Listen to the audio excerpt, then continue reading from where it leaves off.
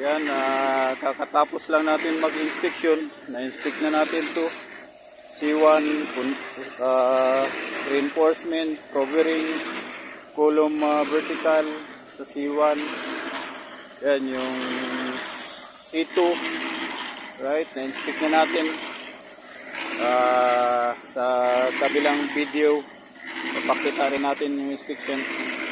Right, so here in NMC, we are doing quality process, inspection of the rebars, coatings before pouring concrete.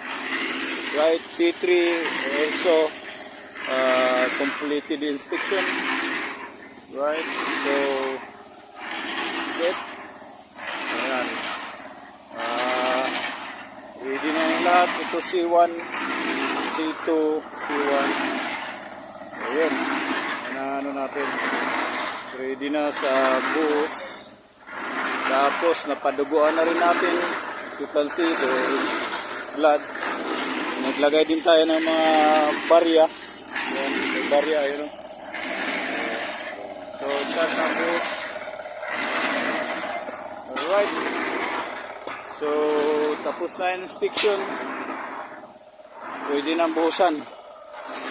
Okay. Please watch out for the upcoming updates this project. Ayan. Ito yung buhangin natin. Quality. Malinis. Paagraban natin. Ayan. Ayan na yung natin. Pinaduguan na natin. Alright, salamat. Please watch out for the next updates.